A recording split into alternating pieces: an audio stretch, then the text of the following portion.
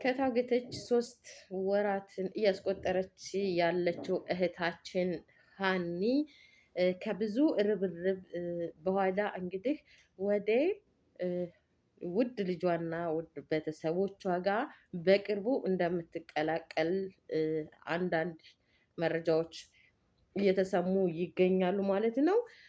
እጅጉን ደስ ይላል።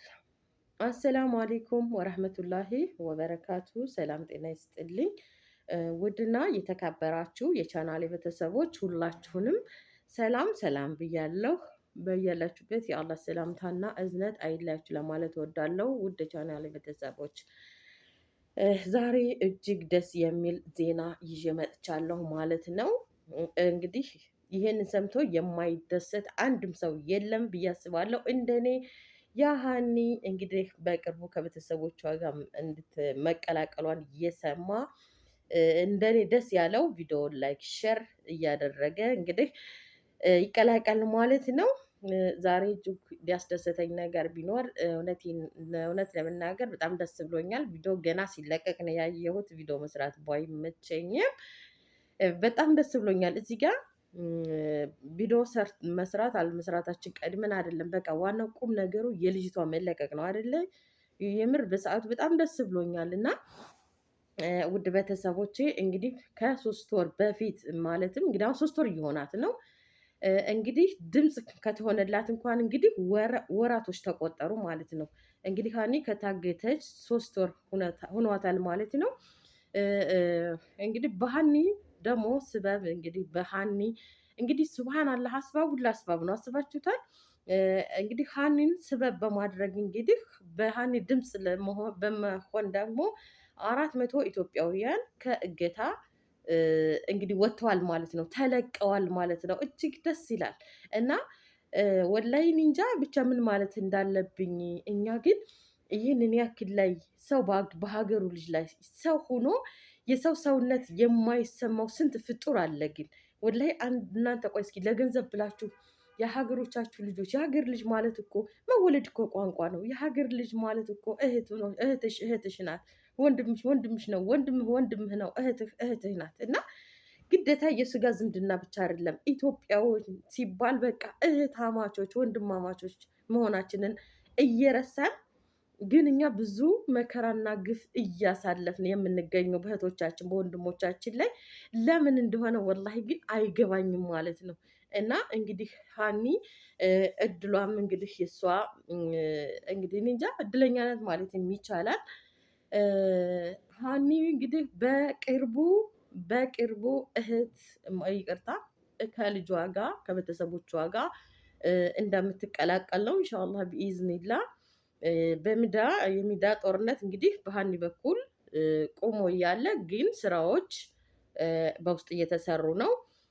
ሀቢባ ጋር ሰምታችሁ ከሆነ ሀቢባም እንደተናገረችው ህግ ይዞታል ነገሩን። ህግ ከያዘው በኋላ ደግሞ እኛ ሚዲያ ላይ ምንም ማለትና ማውራት አይጠበቅብንም ብላለች ማለት ነው። ህግ የያዘው ነገር እንግዲህ ህግ ይፈተዋል ማለት ነው። ሀኒ በቅርቡ ትለቀቃለች ማለት ነው። እንግዲህ በጣም አይገርምም? ግን እናንተ እንደው ደግሜ ደጋግሜ እስኪ እንደው ላብራራላችሁ። 400 ኢትዮጵያውያን ከታገቱበት ሲፈቱ እኔ እንጃ ህልም አንዳንዴ ህልም ይመስላል። አስባችሁታል? ይህ እንግዲህ በማን ነው? በሀኒ ስበብ ነው የታገቱ ይህን ያክል ኢትዮጵያውያን እንግዲህ አስባችሁታል? እነሱ እያገቱ ሞተዋል እያሉ ነው ለቤተሰቦቻቸው የሚያረዱት ማለት ነው። ያልሞተን ሰው ሙቷል ማለት ህሌናቸው እንዴት እንደሚቀበላቸው አላውቅም። ባካችሁ ደላሎች፣ በእርግጥ ስደት ይቁም ድልልነት ስራ ይቁም እያልን አይደለም። እዚህ ጋር በአግባቡ ስሩ። ምንም ነገር በነገራችን ላይ ደላላ ያልገባብን ነገር አይሆንም፣ አያምርም።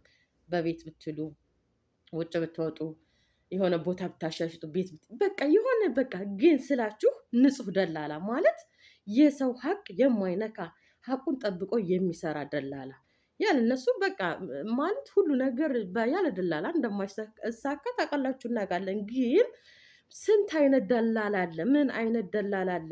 አንደኛ በቃ ስንት ያኔ ፈጣሩን የማይፈራ ገንዘብ ብቻና ብቻ የሚፈልግ ገንዘብ ብቻ ዘመዱ የሆነ ደላላ አለ። ይሄንን ደላላ ከሰው አንቆጥረውም።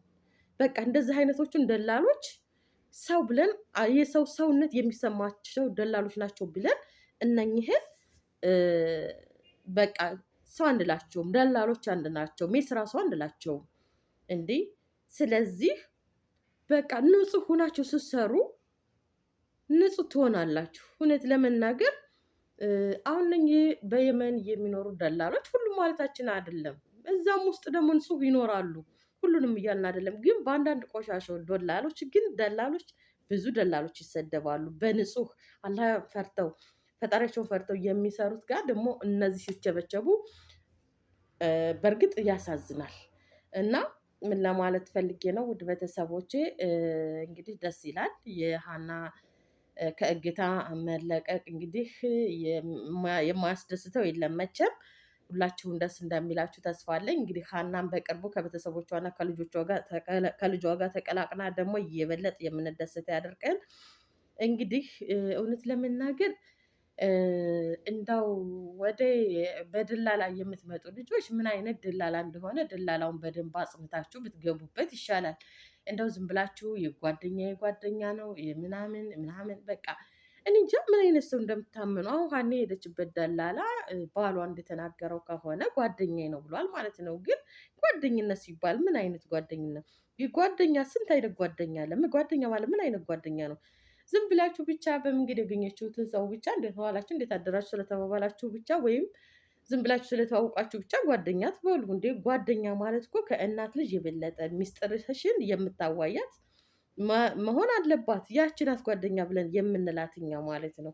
ልክ እንደ እናትሽ ልጅ ቆጥረሻት፣ እንደውም ለእናትሽ ልጅ ለእናትሽ የማታወሩ ለእሷ የምታወሪያት የምታካፋያት ሀሳብሽን ያ ነው ጓደኛ ማለት። ግን ዝም ብላችሁ እናንተ አንድ ቀን ተዋወቃችሁት ሀይ በተባባላችሁት ብቻ ጓደኛ ብላችሁ ልባችሁ ውስጥ የምታስገቡ ተሳስታችኋል። ምን ነው በእርግጥ እናንተ የራሳችሁን የልባችሁን ንጽህና አይታችሁ ይሆናል። ያ ሰው ደግሞ በእናንተ ልብ ውስጥ የሚታሰበው እሱ ጋር ላይ ይታሰብ ይችላል። እናንተ በንጹህ ልቦናችሁ ልባችሁ ውስጥ ንጹህ ነገር ቢታሰብ ያም ሰው ንጹህ ነገር ያስባል ማለት አይቻልም ማለት ነው። እና እንደ ጊዜው ሂዱ፣ እንደ ጊዜው ተራመዱ። ስለዚህ ውድ ቤተሰቦቼ በቃ ብዙም አላበዛባችሁም፣ ይችኑ ለማለት ነው። ደላሎችም ደግሞ አሁን እየተለቀሙ ነው። የምር የመንግስት ታሪክ እየሰራ ነው። በጣም ስራ እየሰራ ነው። እንግዲህ አንዳንዶቹ ደላሎችም ሳይታወቅ ወደ ጅዳም ተቀላቅለው እንደሚኖሩ እየተሰማ ነው። እንግዲህ ስራ ያለበት አላህ ያጋልጠዋል። ወደዛ ሄደ ወደዚህ ከሄደ አያመልጥም። የምር ደማቸው ይፍረድባቸው። ወላሂ በጣም ከባድ ነው። የሰው ልጅ ሆኖ በሰው ነፍስ ላይ መጫወት እኔ እንጃ። በዱንያ ላይ ይሄን ያክል ያፈሩበት በአኼራ ምን ያክል እንደሚያፍሩበት ደግሞ ይሄንን ለራሳቸው ጥለነዋል ማለት ነው። በማናቸውም ሃይማኖት እንግዲህ መቼም መጥፎ ነገር የተከለከለ ነው አይደል እንዴ?